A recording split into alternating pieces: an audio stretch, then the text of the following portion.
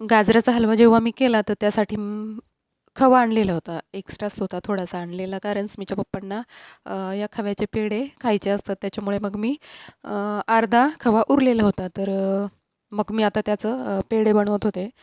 तर पातेल्यामध्ये व्यवस्थित गरम करून घेते पूर्णपणे. आता हा खवा मेल्ट होणार आणि त्याच्यामध्ये साखर टाकून घेते, जेवढी गोड पाहिजे असेल आपल्याला तेवढे पेढ्यांसारखं. तर साखर त्याच्यामध्ये पूर्णपणे वितळली का ते अजून मेल्ट होतं आणि भरपूर असं पातळ झाल्यानंतर थोडंसं असंच 5-10 मिनटं हलवत राहायचं आणि त्यानंतर कडा सोडायला लागतं, घट्ट व्हायला लागतं आणि मग त्यापासून आपण वेलची पूड घालायची आणि पेढे बनवू शकतो. इथे तर आवरलं आज सगळं, स्वयंपाक, भांडे वगैरे सगळ्या गोष्टी आवरल्या. स्मित खेळतोय, पण अजून हा बाकीचा पसारा आवरायचा आहे. फक्त किचनचं आवरलं आहे. स्मित बघतोय मॅच आणि इकडे बघा पसाराच पसारा, इथं सगळं आवरायचं बाकी आहे. आता ते अगोदर मी आवरून घेते. नमस्कार, मी कल्याणी स्वागत करते तुमचं सर्वांचं पुन्हा एकदा माझ्या यूट्यूब चॅनलवर, ज्याचं नाव आहे मी आणि स्मित. सकाळची वेळ आहे आणि आवरावर चालू आहे माझं. जे किचनचं काम आवरलं आणि स्मितचं सगळं आवरून दिलं, औषधं, जेवण वगैरे. तर तो मॅच बघतोय आता आणि बेडरूममध्ये तसाच पसारा आहे, हॉलमध्ये तसाच पसारा आहे. तर तो अगोदर आवरते आणि मग बाकीच्या गोष्टी. भरपूर कामं पडलेले आहे, कुठून सुरुवात करावी हे मला अजिबात समजत नाही आहे. पण जसं जसं हाताला लागतं आहे तसं मी आवरते. तर चला, पेंडिंग कामं पण हे रोजचे जे कामं असतात, पसारा आवरणं, झाडझूड करणं, स्वयंपाक पाणी, हे सगळं तर चालूच असतं. थंडी आता भरपूर वाढते आहे आणि आमच्याकडे असेच जाड ब्लँकेट असतात, भरपूर जाड आहे हे. तर हे असे जाड जाड ब्लँकेट पांघरायला लागतात, कारण खूप जास्त थंडी वाजते आणि त्याच्यामुळे पातळ ब्लँकेट किंवा चादर वगैरे असं पांघरून होतच नाही. तर असेच ब्लँकेट वापरावे लागतात, नाही तर खूप जास्त थंडी वाजते. बेडवर 3 गाद्या ठेवलेल्या आहे, कारण ठेवायला जागाच नाही, कुठे ठेवणार ते. आता सगळ्या एकावर एकच ठेवून द्यावे लागतात आणि जेव्हा पाहिजे मग त्या घेऊ शकतात. तशी आता बेडवरची जी जुनी गादी आहे तर ती थोडीशी खराबच झालेली, बसली गेलेली खाली, त्याच्यामुळे ती डबल गादी लागते. आणि आता ही जी दुसरी बनवून घेतलेली आहे, पाठ दुखते खूप जास्त. स्मितच्या पप्पांची पण दुखते, माझी पण दुखते, त्याच्यामुळे ही नवीन गादी घेऊन बघितली आम्ही, पण तरी पण पाठ दुखतेच. काही म्हणजे परिणाम असं वेगळा जाणवलाच नाही, पण मग वापरायला तर झाली. आता कपडे शोधते. काय झालं की थंडी वाढते आणि मला 3/4 स्लीव्जवाले जे टॉप आहे घरामध्ये वापरण्यासाठी, तर तसे शोधते. जास्त प्रमाणात स्लीवलेसच टॉप झालेले माझ्याकडे. तर बघते मला कोणकोणते हे दिवसभर घरामध्ये. स्वेटर घातलं तर काम आवरायला प्रॉब्लेम येतो, कारण स्वेटर मळतं दिवसभर घातल्यानंतर आणि मग ते धुवायला टाकलं की पुन्हा 2 स्वेटर आहे माझ्याकडे, पण मग ते एक जॅकेट आहेत आणि ते खूप जास्त जाड आहे, ते घरामध्ये वापरू नाही शकत, कारण मग गरम होतं. आणि त्याच्या पुढच्या ज्या मोठ्या स्लीव्ज असतात स्वेटरच्या, तर त्या खराब होऊन जातात. भांडे घासतो, घरातले कामं आवरतो, लगेच मळतात, त्याला भांड्यांचं पाणी उडतं वगैरे असं. तर मग ते वापरता येत नाही. मग मी घरातल्या घरात जर जास्तच थंडी पडली तर मग तेव्हा घालते, पर्याय नसतो. पण आता म्हटलं की 3/4 स्लीव्जवाले जे कुर्ते आहेत तर तेच वापरावे घरामध्ये, म्हणजे थोडंसं बरं वाटतं.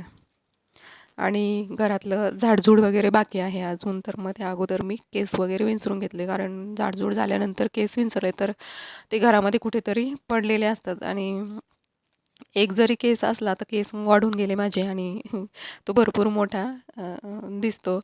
तर मग अगोदर मी केस विंचरून घेते, रोजचं असंच रुटीन आहे माझं. आणि नंतर घरं झाडते मी, कारण नाहीतर मग इकडे तिकडे केस सापडतात.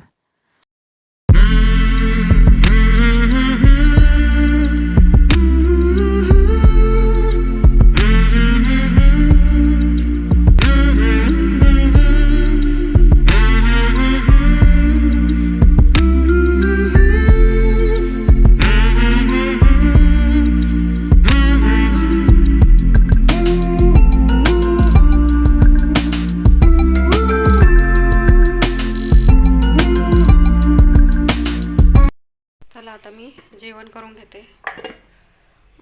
काय भाजी? हां, शेपूची भाजी केली मी सकाळी. गाजराचा हलवा पण केलेला.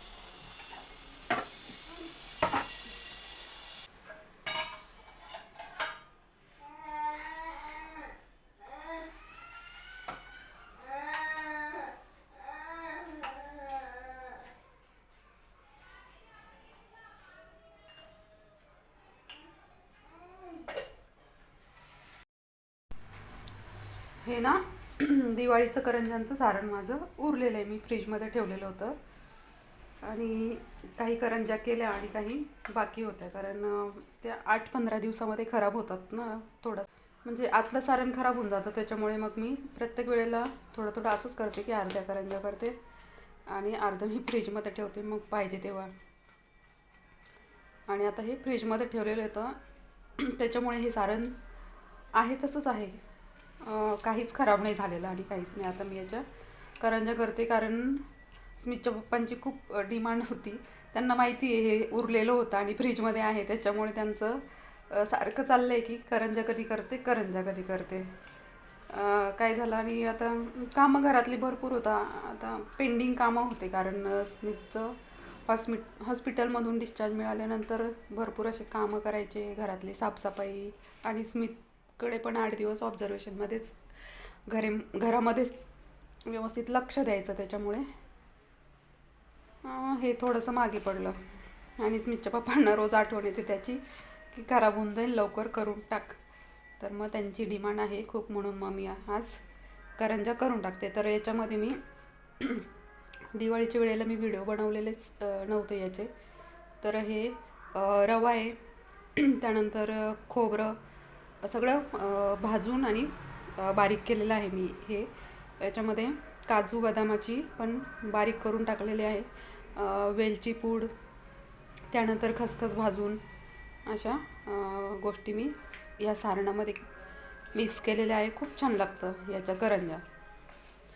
खोबरं पण मी बारीक केलेलं आहे, त्याच्यामुळे असं एकसारखं असं दरदरीत असं हे याचं टेक्स्चर आहे. कारण जर किसलेलं खोबरं तसंच ठेवलं तर करंज्या करताना मग ते त्याचे टोकं बाहेर येतात, करंजी फाटू शकते, म्हणजे फाटतेच. त्याच्यामुळे मी शक्यतो मग ते दरदर असं बारीक करते आणि मग त्याचं करंज्या करते. आता मैद्याचं पीठ भिजवलं आहे, 15 मिनटं ठेवते आणि त्यानंतर सुरुवात करते करायला. अगोदर मी स्मितला ज्यूस करून देते, कारण आता त्याला थोडीशी भूक लागली तर मग तो चिडचिड करतोय. तर चला, मी ज्यूस पिला आणि शांत बसला. आता तो त्याचं पोट भरलं, मग तो शांत बसला आहे आणि मी इकडे करंज्या बनवून घेते. आणि निवांत खालीच बसावं लागेल, कारण आता एवढं लाटायचं तळायचं म्हटल्यानंतर उभं राहण्यासाठी राहायला कंटाळा येतो आणि करंज्यांना लाटायला भरायला वेळ लागतोच. म्हणून मी आरामात खाली बसले आणि आता लाटून घेते एक एक करंज्या. आणि बघा, स्मित आला. मी असं काही करायला घेतलं की तो आलाच पाहिजे, तो तिकडे खेळणारच नाही. त्याला ती गंमत वाटते आणि मग थोडा वेळ बघतो आणि मग ते ओढायला इकडे तिकडे सांडवायला सुरुवात करतो. तर मग ते असं असतं. ते बघा, लागला तो हात घालायला लगेच इकडे तिकडे. तर मग मग असं काही करायचं म्हटलं की थोडंसं प्रॉब्लेमच असतो मला, कारण तळायचं म्हटलं तरी पण तो काय करतो, थोडीशी नजर चुकली आपली की लगेच तिथं चमचा हलवायला लागतो काहीतरी तेलाजवळ, गॅसजवळ. ते भीती वाटते. आता इथे करंज्या त्याच्या हाताशी वगैरे ठेवलं तर पटकन हाताने पकडून आणि ते फाटू शकतं. त्याच्यामुळे लक्षच ठेवावं लागतं. थोडा वेळ त्याच्याशी गप्पा मारता करून घेते आणि मग पुढचा आवरते. तर एवढ्या सगळ्या लाटून झाल्या आणि आता मी तळून घेते एक एक करंजी.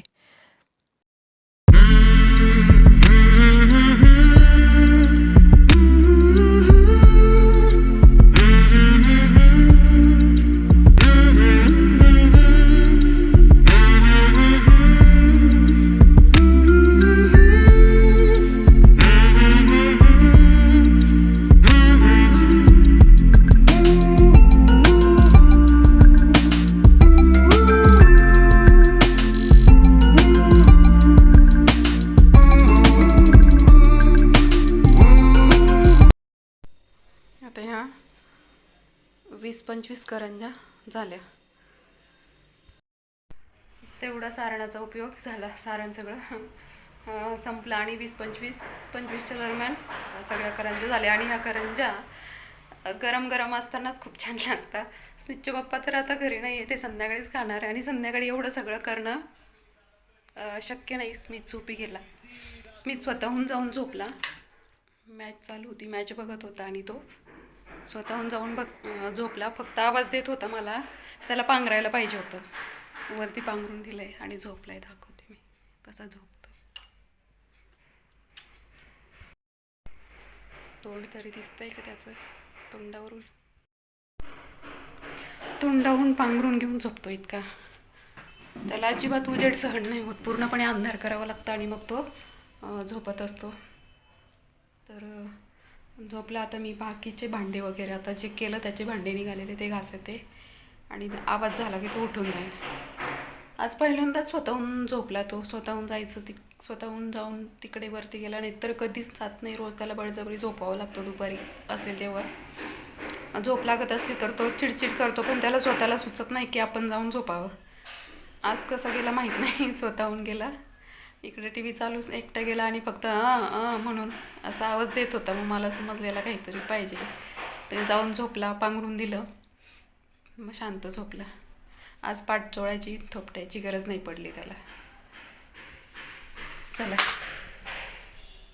आता भांडे आवरून घेते अगोदर. बघते एक करंजी, कारण देवाजवळ नाही ठेवत, कारण यातलं सारण अर्ध वापरलं गेलेलं आहे, ते उष्ट झालेलं आहे. त्यांना नाहीतर प्रत्येक पदार्थ नवीन बनवला तर तो देवापुढे थोडासा ठेवतेच, पण आता हे उष्ट सारण होतं, अर्ध वापरलेलं होतं, त्याच्यामुळे नाही ठेवलं मी.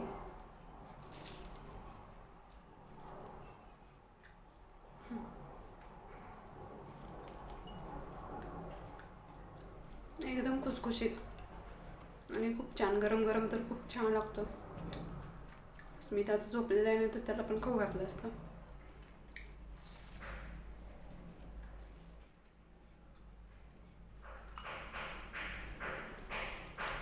आणि दिवाळीच्या वेळेला जेव्हा आपण बनवतो तेव्हा गरम गरम खाल्लं जात नाही, तेव्हा तर देवाला वगैरे नैवेद्य सगळं ठेवायचं असतं, त्याच्यामुळे शक्य नसतं. मग तेव्हा थंडच खाता येतं ते.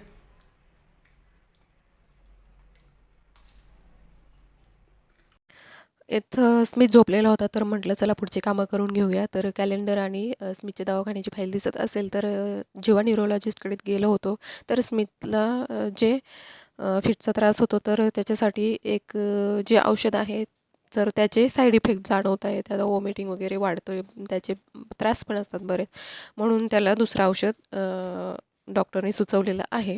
तर ते औषध बंद करायचं आणि दुसरं सुरू करायचं. त्याच्यासाठी एकाएकी औषध बंद नाही करता येत, तर त्याचे हळूहळू डोस कमी करायचे आहे. पहिल्या आठवड्यात, दुसऱ्या आठवड्यात, तिसऱ्या आठवड्यात अशा पद्धतीने. आणि त्या कमी करता करता दुसरं औषध जे दिलेलं आहे ते पण सुरू करायचं आहे थोडं थोडं, म्हणून पहिल्या आठवड्यात थोडं, दुसऱ्या आठवड्यात वाढवायचं, तिसऱ्या आठवड्यात, अशा पद्धतीने. ते सगळं रुटीन मला लिहून ठेवायचं होतं, लक्षात राहिलं पाहिजे, कारण ते कमी जास्त चुकलं नाही पाहिजे. त्याच्यामुळे ह्या गोष्टी मला लक्षात ठेवावं लागतं, म्हणून मी डायरेक्टली कॅलेंडरवर लिहत असते. आणि तर संध्याकाळ पण झालेली होती आणि मी चहा एवढीशी भेंडी, या थोडासा भेंड्यांचं काय करून करायचं. प्यायला बसलेली. तर जेव्हा मी भेंड्या आणायला जाते ना, म्हणजे भाजीपाला आणायला जाते आणि भेंड्या विकत घेते, तेव्हा तो भेंड्या देणारा पण हसतो.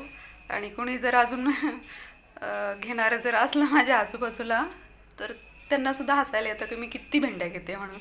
एवढ्याशा भेंड्याचं करशील काय असं. तर एवढ्याच भेंड्या लागतं मला. मी मसाला भेंडी करते, कारण साधी भेंडी स्मितच्या पप्पांना आवडत नाही. आणि आता ही भेंडी जर का केली मसाला भेंडी, तर खाऊन खाऊन ते किती खाणार. यातल्या अर्धी अर्धी कट होणार आणि याच्यामध्ये मी मसाला भरणार, तर एवढेच खाणार.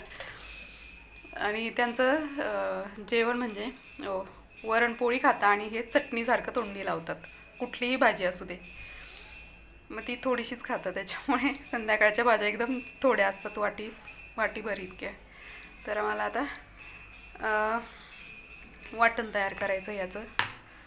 तर मी खाली लसूण घेतला 2-3 पाकळ्या, थोडं खोबरं, कोथिंबीर हे बारीक करून घेते. मग त्याच्यानंतर याच्यामध्ये मसाले वगैरे, जिरेपूड ह्या गोष्टी घालून मी एक वाटण बनवून घेते. शेंगदाण्याचं कूट पण लागेलेला, तो माझ्याकडे ऑलरेडी बारीक केलेला आहे. मग नंतर तो मिक्स करेल याच्यामध्ये.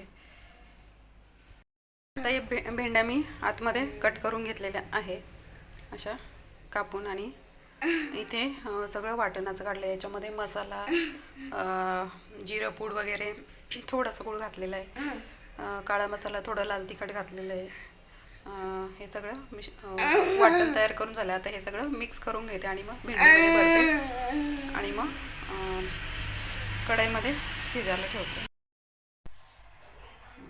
सरळ बस, खाली टाकू नको.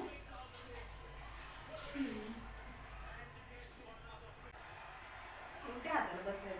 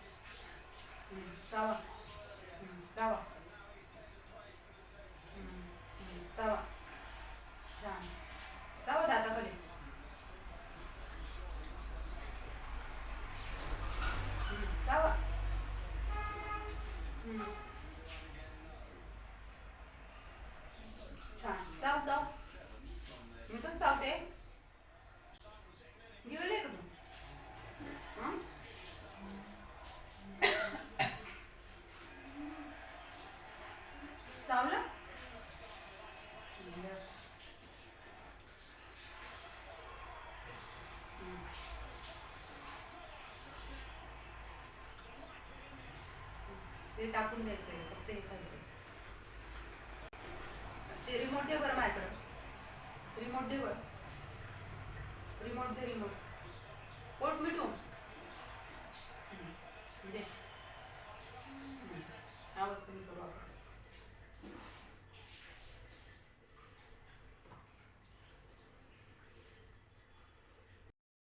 आता त्यानंतर आले मी पुन्हा. स्वयंपाक पूर्णपणे झालेला होता माझा आणि आता हे थोडंसं पीठ उरलेलं होतं. मी ज्या करंज्या केल्या दुपारी, तर त्याचं पीठ उरलेलं होतं आणि तेल पण होतं तसंच कढईमध्ये ठेवलेलं मी.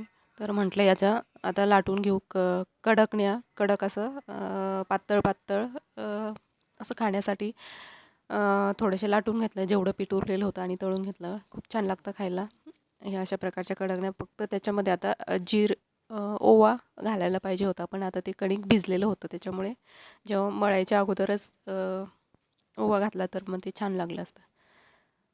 पण असंही छान लागतं.